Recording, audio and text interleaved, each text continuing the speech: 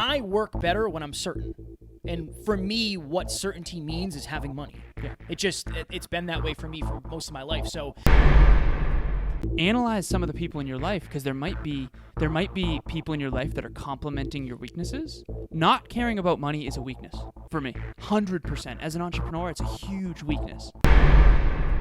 ladies and gentlemen, welcome back to another very special, as always, episode of Next Level University, where we teach you how to level up your life, your love, your health, and your wealth. Oh yeah. We hope you enjoyed our latest episode. It was last week's live Q&A. How do you transition from short-term thinking to long-term thinking? That's something that has taken several years for me to understand. Today, for episode number 718, how much does money really matter to you?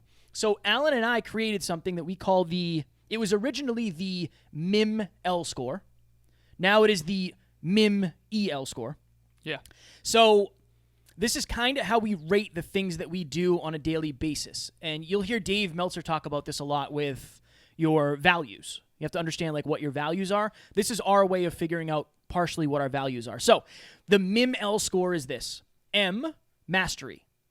Can we practice getting better? Can we become the best in the world by doing this? Like, does this help us with our craft? So mastery. Impact. Are we able to help people, change people's lives through this vehicle that we're doing? Money.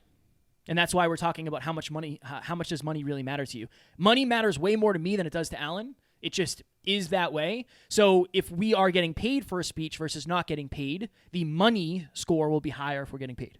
Then you have, originally it was L next, which is love.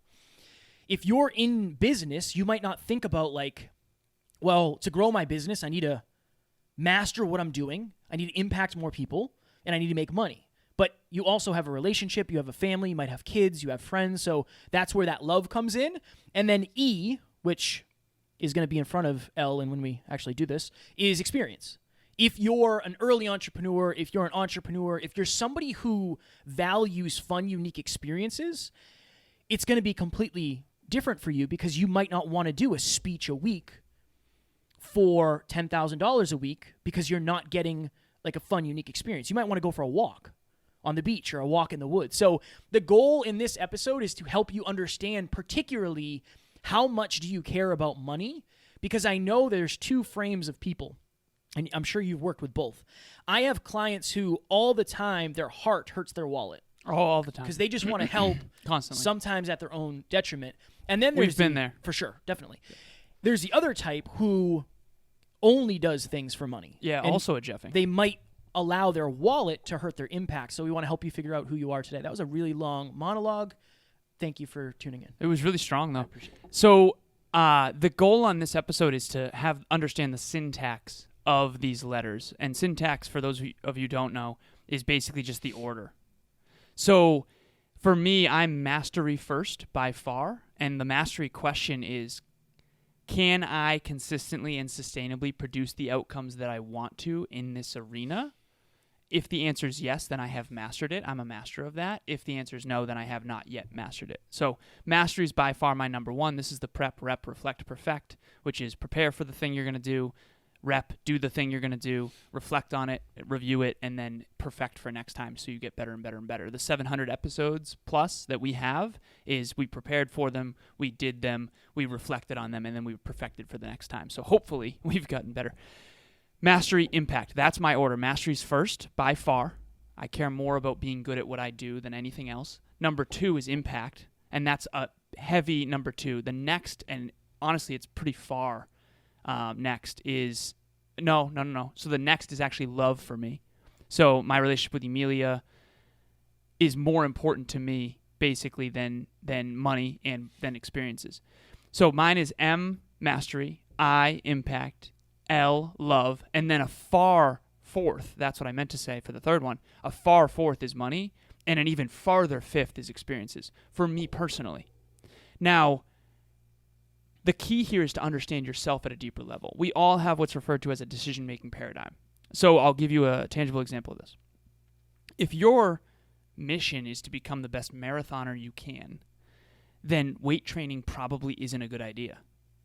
Whereas if your mission is to become the best fitness bodybuilder you can, then doing marathons on the weekends for fun probably isn't that great of an idea, because we all only have so much time in the world. I often say if you had a bank account with $36,500 in your bank and you could never make another dollar, how carefully would you spend that money? See, if you lived 100 years, you actually only have 36,500 days on this planet. And yet we're fritting our days away. Fritting. Is that even a word? It is now. We're letting our days go to all these things that are not compounding toward the life and the lifestyle that we want. And so this MIML score is going to help you understand yourself at a much deeper level. Kev, can you give your syntax? And this is the reason it's named How Much Does Money Really Matter to You? Because for me, money is the most important thing. And I think there's like a negative connotation. And you and I have been very open and honest of like, I work better when I'm certain. And for me, what certainty means is having money. Yeah. It's been that way for me for most of my life. So for me, it is You money. also grew up without a lot of it. Yeah. So I've kind of gone all in on making money Many times in your life. Many times. It's a common denominator. And I still am, but in a different way, with a different intention, with a different hope, and then with a different result. So money is first for me. And you'll see that Alan and I complement each other quite well, which is why we're succeeding. So money, impact, love, experience, mastery. Yeah, mastery is literally last for me. I just do it. I do what I have to do to get the results I want. It is what it is. Yeah. It is what it is. But I think it's important to admit that. Of like, for sure. We're recording this episode. We actually just got off of a live coaching call with David Meltzer on LinkedIn Live. And I asked Dave, like, how important is it to lean into who I am as a human versus trying to be who Alan is? Like, I could try to convince myself that I care about mastery as much as Alan. I just don't. And Alan could try to convince himself that he cares about money as much as I do, and he just doesn't. Right. Let me focus on money. Yeah. Let Alan focus on doing his mastery, and I'll do mine because that's important. But, like, you have to figure out what is the sustainable way that you're going to do what you're going to do. Because if you're trying to do it in a different way because it looks cool or you think it's the way you should, you're not going to succeed. A lot of our listeners are becoming entrepreneurs or want to become entrepreneurs. And you don't always know this until later on in life. I didn't realize this originally because we didn't have a MIML score. We created it. It didn't exist before. But here we are, 5 years into business together, about to be 5 years into business together. And because we started in 2017. Look, man, it changes every time. No. Started in 1991. The Hyperconscious podcast started in 2017. 2017. True. April. And it's almost 2022. So we're coming up on 5 years. I'm just going to be saying that, okay? It is what I need to know the year and the year. Okay. Hello, everyone. My name is Amy Lennius, and I am co-host of the Evolution of Mom podcast. I can't say enough about Kevin, Alan, and their entire team over at Next Level University. When Charisse and I decided to expand our influence to empower and help as many women as possible, we knew that these were the guys to call to make that dream a reality.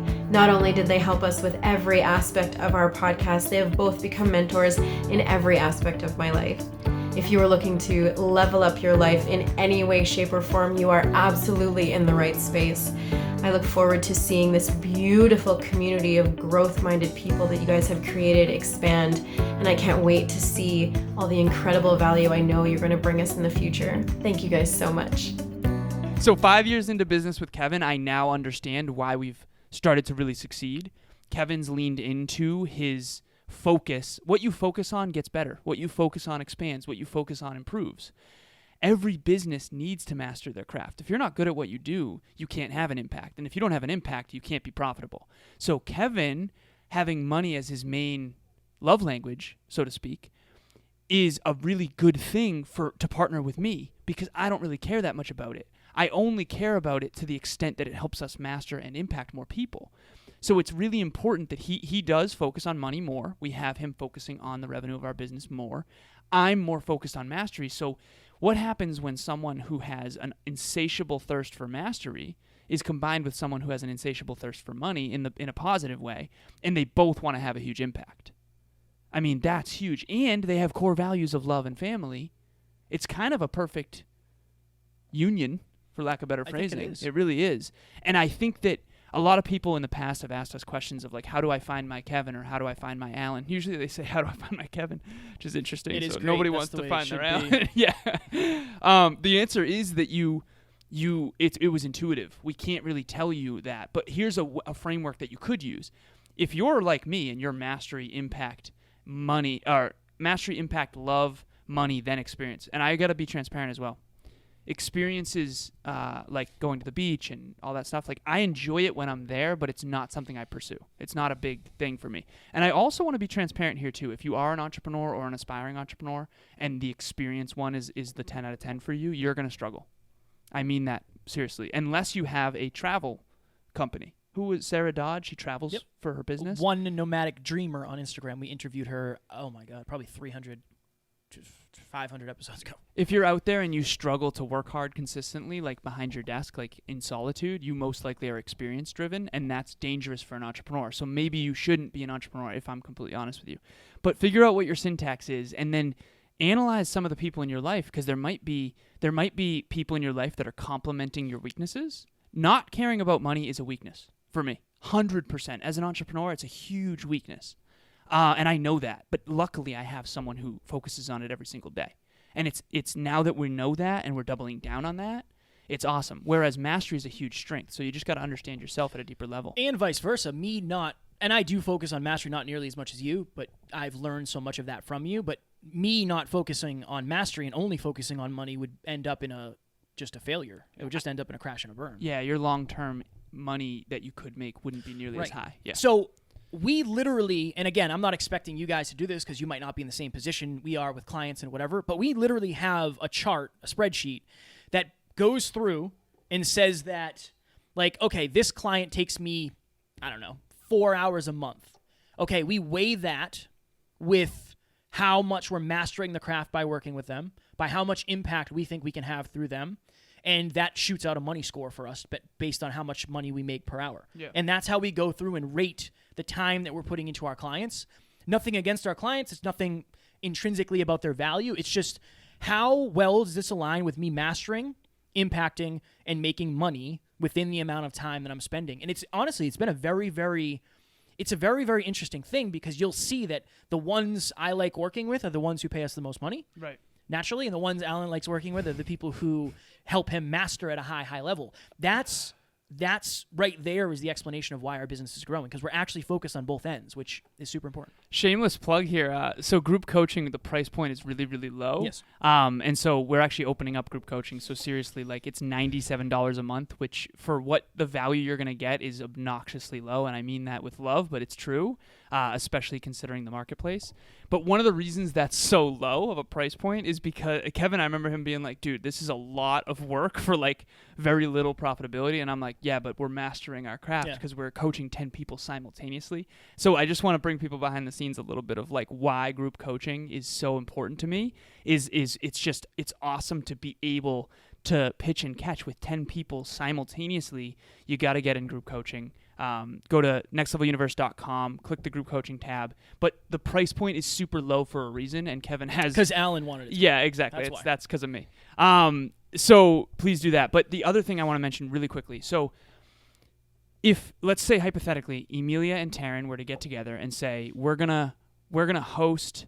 No. We're going to reach out to someone and prospect for a speech. And the speech is going to be $10,000. And Kevin and Alan are going to get paid $10,000. See, I'm already in. Cool. Yeah, exactly. What am I talking on? Boom. Toxic sludge? All I needed to say was pizza? money and Taryn, and he's in. So that's kind of the thing, right? I remember I had someone reach out to me and say, I have this thing, this opportunity for you, and I know it's going to be aligned for you. And I remember thinking to myself, like, that's a little bit, how do you know it's aligned for me? Because I'm very, discerning with where I spend my time and energy. And he's like, yeah, we're going to go to a summer camp of kids and we're going to teach them about personal development. I was like, boom, I'm there, 100%. Because he knows that matters to me so deeply. Not only is that mastery because I get to transcode, but the impact of capturing a young heart and a young mind. Kevin makes jokes of like, we could have a $20,000 speech prepared and Alan would be like talking to like 20 kids, because I think the long-term compound effect of an impact of a young heart and a young mind is like, it's amazing. I need to clone you. That's what I need so I can have you in multiple places at multiple times. That's what we got to do. But so that's the point, is how are you making your decisions? If you're money driven, that's probably running you maybe more than it should. If you're mastery driven, that's probably running you maybe more than it should. You got to check in with this. Mastery, impact, money, experiences, and love. What's your syntax? Are you actually making decisions based on the proper 10s out of 10? Or are you just kind of making decisions unconsciously? Because I know we were. For sure. And self-awareness is so key. And there is no wrong answer. There's no wrong answer. There's just a really good right way to complement it. And I think that's what we've done really well. And I've really leaned into money. And I am proud to say that I'm good at making money. I am. I'm good at making money. I love that. That's awesome. That's good. Like, that's a good thing. It's not arrogant. It's just something that you're good at. And that's great. You're good at exchanging energy. And that's all it is.